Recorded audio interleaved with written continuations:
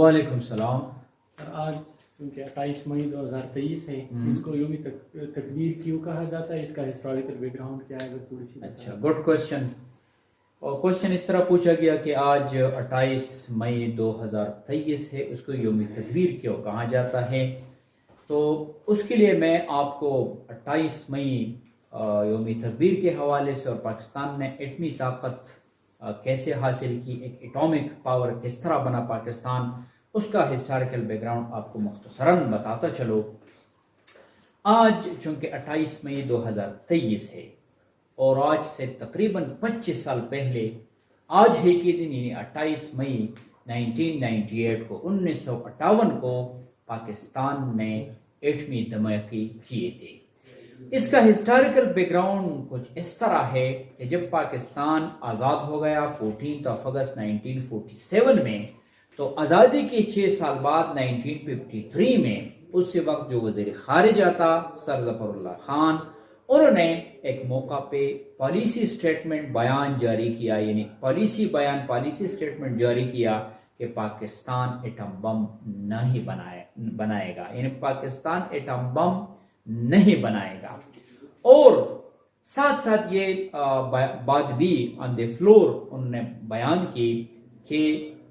तवानाई की पैदावार के लिए एटमी प्रोग्राम के आगाज में पाकिस्तान दिलचस्पी रखता है। फिर 1954 में यानी 1954 में मोहम्मद अली बोगरा, जो उसी वक्त प्राइम मिनिस्टर ऑफ पाकिस्तान थे,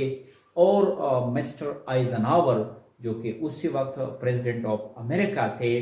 उन्होंने अमेरिका में एक मुलाकात में एटम पर पीस वाली प्रोजेक्ट में हमारी जो उसी वक्त हेड ऑफ द गवर्नमेंट था, उन्होंने उस मंसूबे में यानी एटम पर पीस, एटम बराए अमन, उसी मंसूबा में शमूलियत की और बाकायदा तौर पर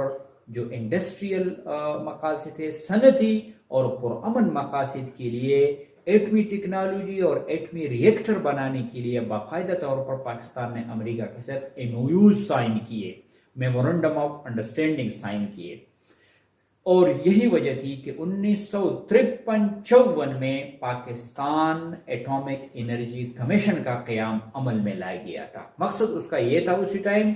कि इंडस्ट्रियल पर्पस के लिए और अमन मकासद के लिए एटमी टेक्नोलॉजी हम हासिल करेंगे। फिर 1960 से लेके 1963 तक यानी 1960 से 1963 तक यूरेनियम की तलाश के लिए एक प्रोजेक्ट लॉन्च किया गया पाकिस्तानी साइंटिस्ट के ज़ेरी निगरानी, और उन्होंने लाहौर और उसी वक्त ढाका, जो कि हमारा हिस्सा था उसी वक्त, और DG खान, डेरा गाजी खान में बाकायदा तौर पर यूरेनियम की तलाश शुरू की और यहाँ पे यूरेनियम पाए गए। फिर 1965 में जंग अभी तक तो नहीं हुई थी, लेकिन 1965 में पाकिस्तानी जो खुफिया एजेंसी के इदारे हैं उनको इल्म हुआ कि भारत ने एटमी हथियार बना रखे हैं, यानी ये सलाहियत इंडिया ने हासिल कर रखा है। फिर उसी वक्त हमारा जो सदर था प्रेसिडेंट अयूब खान और वज़ीर ख़ारिजा मिस्टर जुल्फ़िकार अली भुट्टो, उन्होंने अप्रोच किया इंटरनेशनल एटॉमिक एनर्जी एजेंसी को, और फिर उन्होंने उसको तसल्ली दी कि इस तरह कुछ नहीं है। तो गोया कि उसी वक्त इन दो जो हमारे रहनुमा थे, उन्होंने एटमी हथियार न बनाने का ऐलान किया। लेकिन फिर 1971 में जब पाक इंडिया जंग हुई, तो उसके बाद पाकिस्तान इस बात पर मजबूर हुआ, लिहाजा 1972 में पाकिस्तान ने कनाडा के ताउन से पहला सिविलियन न्यूक्लियर रिएक्टर बनाया। फिर 1973 में इंडिया के मुकाबले के लिए एटमी हथियार को लाजिमी करार दे दिया गया बाय जुल्फ़िकार अली भुट्टो। फिर हुआ कुछ यूँ कि 1974 में 1974 में इंडिया ने पहला एटमी धमाका किया, और उसी वक्त जुल्फ़िकार अली भुट्टो ने, जो एक अजीम लीडर था, एक कैरिस्मेटिक लीडर था, वो उनने कहा कि हम घास खाएंगे, यानी भूख की वजह से अगर हमें घास खाना पड़ जाए हम घास खाएंगे, लेकिन एटम बम ज़रूर बनाएंगे। اور یوں 1974 میں کہوٹا کے مقام پہ انہوں نے کہوٹا ریسرچ لیبارٹریز کو قائم کیا،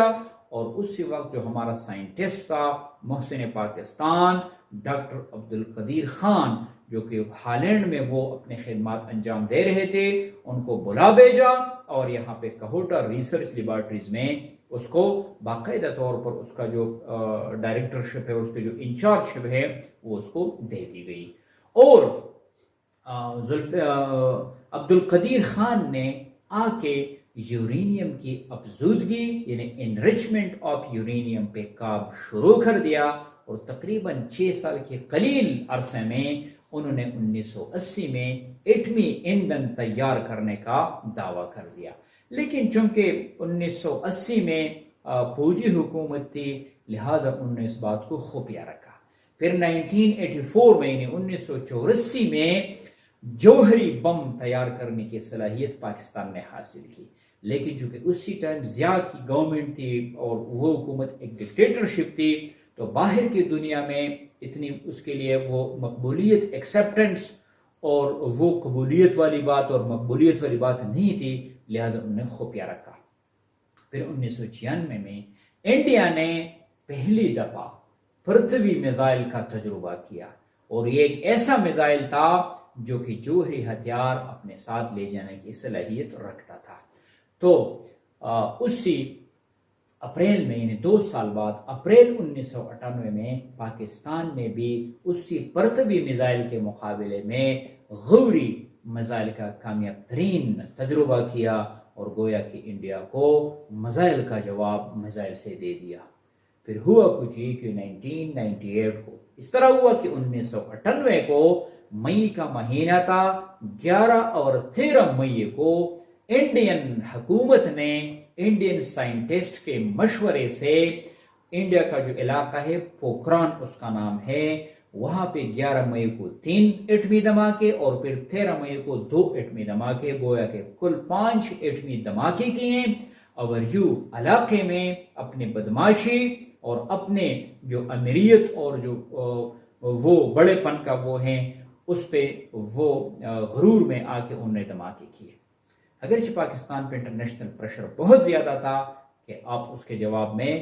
وہ ایٹمی دھماکے نہ کریں، لیکن اسی ٹائم نواز شریف کی حکومت تھی، انہوں نے تمام قسم کے انٹرنیشنل پریشرز اور انٹرنیشنل لالچ اور مفادات کو بالائے طاق رکھتے ہوئے انہوں نے کیا انہوں نے 28 مئی اور 30 مئی لیکن خصوصی طور پر 28 مئی کو پورے 6 دھماکے کیے، اور اس کا پس منظر کچھ اس طرح ہے، جو آپ نے کوشچن پوچھا ہے اس کے بارے میں، کہ 28 مئی کو صبح کے وقت پورے پاکستان میں جتنی بھی فوجی تنصیبات ہیں ان کو ہائی الرٹ پہ رکھا گیا، اور چاغی کا جو مقام ہے ضلع چاغی، یہ بلوچستان میں ایک ضلع ہے ضلع چاغی، اور اس کا ایک پہاڑی سلسلہ ہے راس کوہ، ان پہاڑیوں میں یہ دھماکے کیے گئے تھے۔ تو اس راس کوہ یعنی چاغی کے مقام سے 10 کلومیٹر کے فاصلے پہ جو آبزرویشن پوسٹ انہوں نے بنا رکھا تھا، تو اس پوسٹ پہ 10 افراد کا ایک ٹیم وہاں پہ پہنچایا گیا۔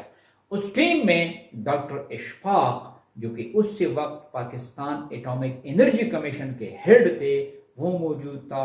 اور اس کے علاوہ عبد القدیر خان جو کہوٹا ریسرچ لیبارٹریز کے ہیڈ تھے وہ موجود تھا، اس کے علاوہ ڈاکٹر سمرمن مبارک اور کہوٹا کے فردر جو 4 سائنٹسٹ ہیں وہ موجود تھے۔ باقی جو لوگ تھے وہ آرمی کے لوگ تھے، اور اس میں جو مشہور نام ہے وہ جنرل ذوالفقار کا نام آتا ہے۔ تو سپہر یعنی 28 مئی 1998 دن یعنی سپہر کے وقت 3:16 پہ جو فائرنگ بٹن تھا اس کو دبایا گیا، اور خودکار سسٹم سے مسلسل یکے بعد دیگرے 6 جو وہ تھے ایٹمی دھماکے تھے وہ ہو گئے۔ گویا کہ پاکستان نے انڈیا کے 5 ایٹمی دھماکوں کے مقابلے میں 6 ایٹمی دھماکے کر ڈالے، اور یوں پاکستان اسی روز یعنی 28 مئی 1998 کو نہ صرف پاکستان بلکہ پوری امت مسلمہ کے لیے یہ دن انتہائی اعزاز اور شکر کا دن قرار پایا گیا، کیونکہ پاکستان دنیا کے 7ویں اور اسلامی دنیا کی پہلی ایٹمی طاقت بن گیا اور ایٹمی کلب میں شامل ہو گیا. اور مختلف نام آئے ہوئے تھے لیکن حکومت وقت نے مشترکہ طور پر اس 28 مئی کو یوم تکبیر کا نام دے دیا گیا، یوم تکبیر کا نام دے دیا گیا، اور آج تک ہم اسے جوش اور جذبے سے، ایمانی جوش اور جذبے کو مناتے رہتے ہیں. پاکستان کے جو جوہری ہتھیار ہے اور ان کا جو کمانڈ اینڈ کنٹرول سسٹم ہے وہ محفوظ ہاتھوں میں ہے، اور انشاءاللہ یہ محفوظ ہاتھوں میں رہے گا، اور پاکستان کو کوئی مائی کا لال میرے آنکھ سے نہ دیکھ سکتا ہے اور نہ دیکھے گا، ورنہ پھر اسی طرح ہم اس کے دان کھٹے کریں گے جس طرح کے 28 مئی 1998 کو ہم نے کیا ہوا تھا، اور یا جو 27 فروری 2021 کو ہم نے ابھینندن جنہوں نے وہ کیا ہوا تھا، جنہوں نے مداخلت کی تھی ہماری فضائی حدود کی، اس کے ساتھ کیا ہوا تھا. تاریخ اس پہ گواہ ہیں، اور ساری میڈیا ریکارڈ پہ یہ چیزیں موجود ہیں. تو اللہ کرے کہ پاکستان اسی طرح دن دگنی رات چگنی ترقی کریں، اور ہر لحاظ سے پاکستان میں امن، خوشحالی اور کامیابی نصیب ہو. شکریہ. یہ آپ کے کوشچن کا جواب تھا.